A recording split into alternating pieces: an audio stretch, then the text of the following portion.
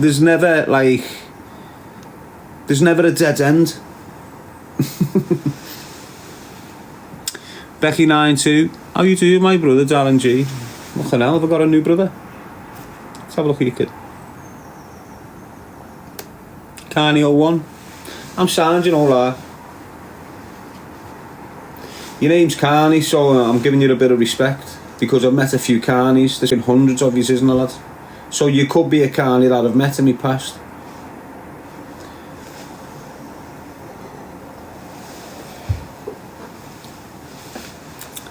Sparkling melts. Yes, Carney. Kelly Allison. Do you want me point of view on anything, people? Do you want to have a little chat about anything? A lot of kids were off school yesterday. Did you take it as a blessing or a learning lesson? It's a blessing.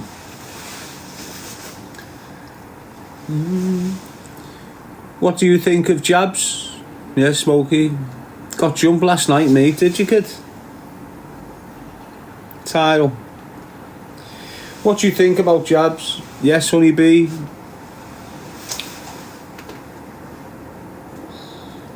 I don't know. I've always been scared of needles. That's why I've never had one.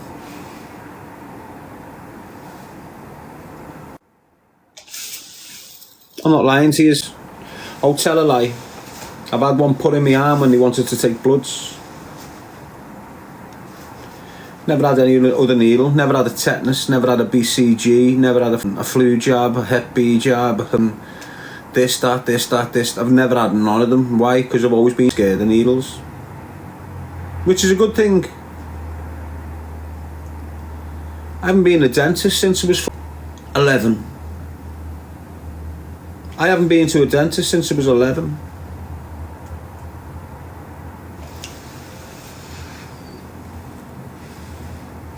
Biff granted, but to me own. Yes, AD bench for French Bulldogs. So I've never had them, mate. I've never had a jab. You know, when you've got people that use the same things to put substances in the body, but they're not considered the same type of drug addict.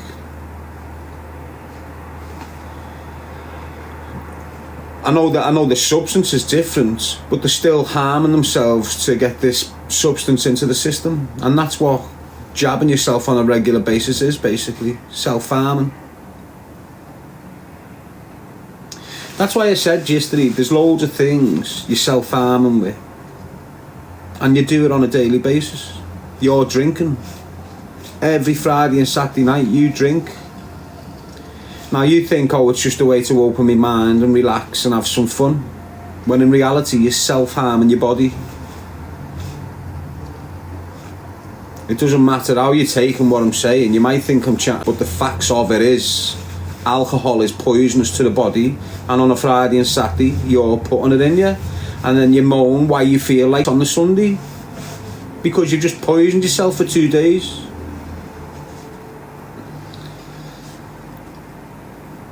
"100% agree with you," says Carney. How are you, Nat? Are you good? But people do it every day, and they know they feel like after they've had a drink, it's not because they've drank too much or had too less or had a bad turn on food during. It's because you've poisoned yourself. And the best people to watch who get ruined are the ones that don't drink. So you see the ones that don't drink on a regular, watch them when they've had good piss up. Watch them for weeks. Poisoned.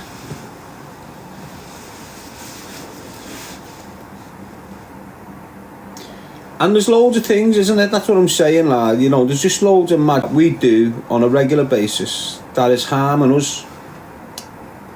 It might be harming you psychologically.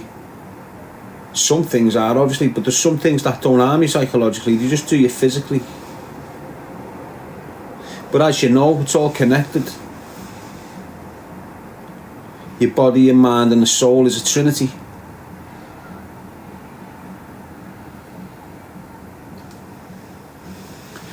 Zulu Galaxy, what's up with you, kid? Yes, Chocker. Sam, it. Marion Cooker. Phil Parr's into his mushrooms. And that's why you walk around like a mushroom lad, isn't it? I feel people that take mushrooms are like... And there's loads of... For some reason, you've got governments popping out across media outlets saying it's good. They call it something, don't they, when you're taking them mushrooms? What do they call it? But look, like, if you're consuming mushrooms on a daily basis, thinking it's helping the brain and it's opening up your mind, damn right it's opening up your mind. It's poison. Regardless. Anything that you can put in your mind and it disturbs the flow of it is wrong, I think. You get these nuggets, and a lot of nuggets start preaching about DMT. Oh, have you had to go with DMT? You should have a go with DMT. It absolutely changes your life. You see the same person 2 years later diluted to... Nothing's happened in life. And you remember years ago, all the boys used to go back and get on the AO and get the thing out and have a little party. There's a craze now where you get all these little floaties. That's what I call them, floaties. They think they're in a different world, and it's weird. But they'll often get on a pipe. They'll often get on a pipe as if they're not crackheads. Because they're smoking DMT, it's sweet. No, you're on a pipe inhaling a substance.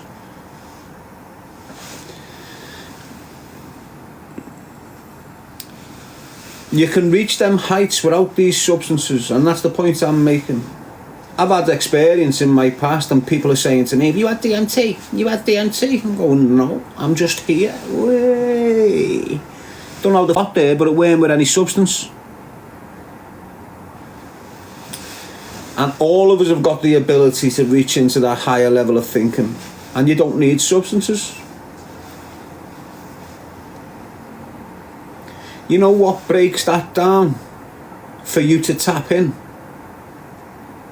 Stress. That's my opinion.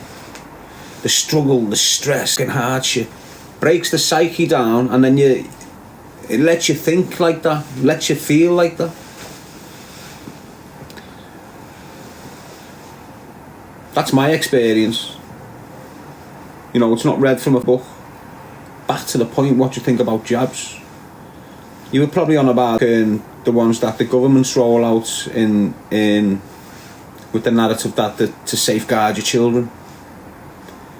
I'm not tapping into it. I'm not tapping into it. They are what they are. Don't really care. But then you'll have a juice head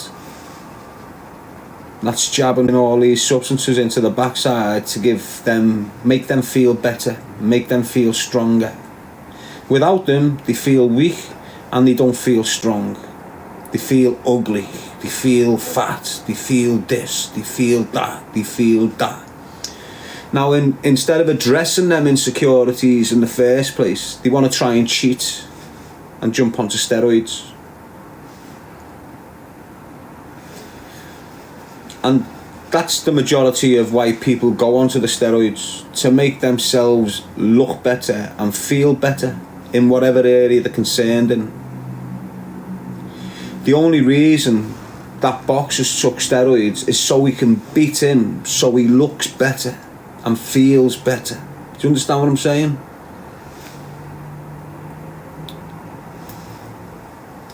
Steroids have been going for years, haven't they? Years, like.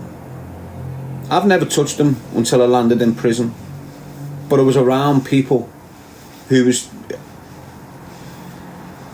jabbing in the belly button or by the belly button, and I'm thinking, what are you doing?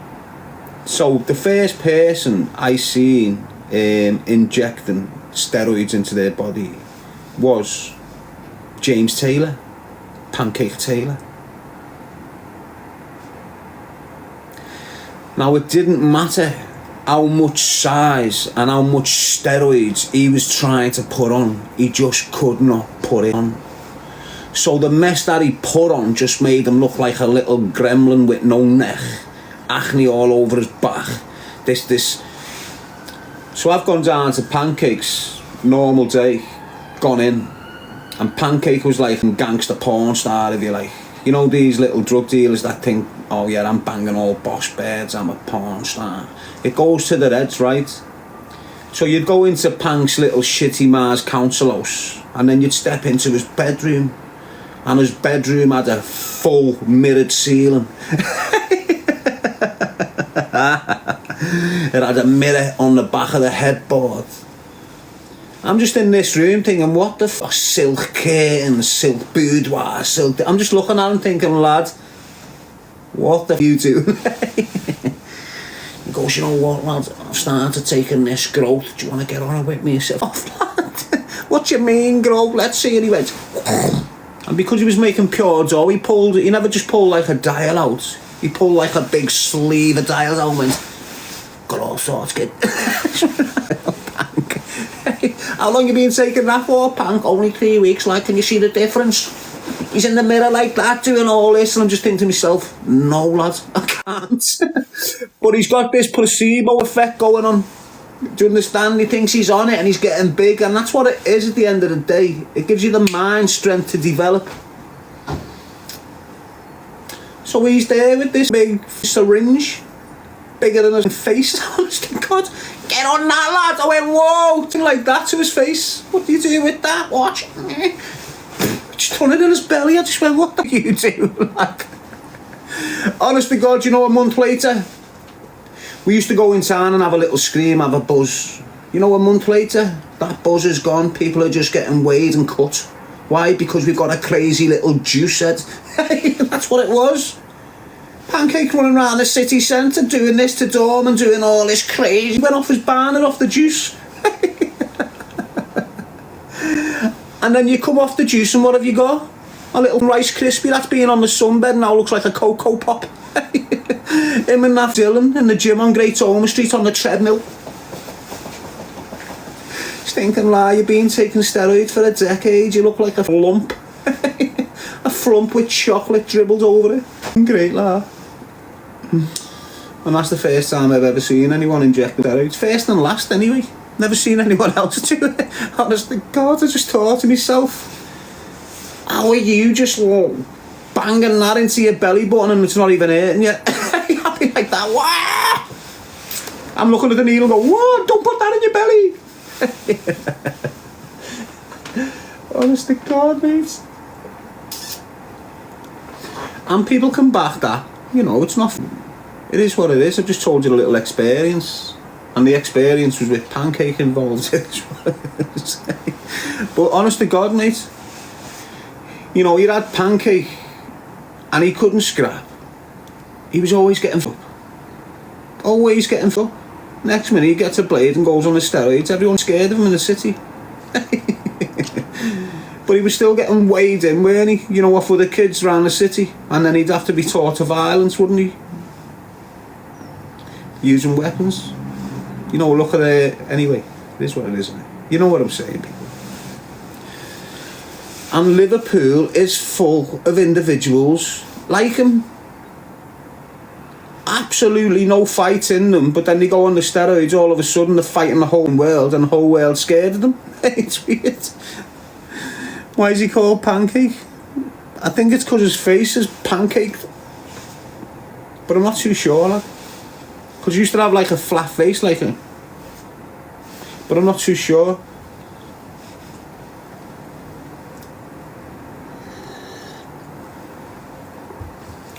Anyway. Some people have to have a jab on a daily basis because they're diabetic. You know, medicinal purposes. So, when you've got people who don't want to do it but have got to do it for medicinal reasons, for health benefits, and then you've got these people that don't have to do it but do it, it's twisted, isn't it? And believe it or not, mate, and in every city, you've got a juice bomb gym. What's a juice bomb gym? It's that backyard gym where you go on and you're just looking at everyone and they've overdone every steroid you can get. And you're going in there and you've got men looking like horses and pigs and mad shit. They've got legs bigger than the back and then no neck. Do you understand what I mean? They're all like that. Most of the noses are against the faces. They can't even see past the noses like that. Yeah, how are you, Darren? Fucking hell, lad, you're massive button dunce. And they all end up like that. You look at every juicer that lands in the 40s and the 50s, and what have you got? Little fat messes, whipped up noses. You can't see past them. Honestly, God. So just don't. Yeah, if you're 16 years old or you're 18 years old and you dedicate yourself to the gym for the next 10 years, by the time you're 26, 28, you will look like an athlete. That's it. Standard procedure. And everything that you've earned in the last 10 years off your training, you do not lose. You keep. And there's a thing called muscle memory. So even if you have a little 6 weeks off, 8 weeks off, and you think you're losing everything, which you do, only takes 12 weeks to be a reset. Your muscle memory kicks in, so you're automatically at an advantage again. If you're 16 and you tap into steroids at 17, by the time you're 27, you look like shit. And if your body doesn't look like because you've been taking the steroids, right, and you've had enough money to keep the momentum, because it doesn't start there, you know, it goes 1 mil, 2 mil, 3 mil, 4, 5 mil, 6 mil, 9 mil more, and then you're wrote off. So you were 27 after taking steroids since you were 18. You're looking like you've got all the side effects. You got all the side effects. Acne all over your back. Your bones have enlarged off the growth. Your jaw's square. You're not a macho kid. The drugs have made you look macho. You can get kids with pure shitty little feminine, you know, proper men. You can get them with feminine jaws. And then you go on the growth and all of a sudden you've got just big square jaws. And what you'll see on a lot of MMA fighters, because through their careers they use growth, and they've all got these square jaws.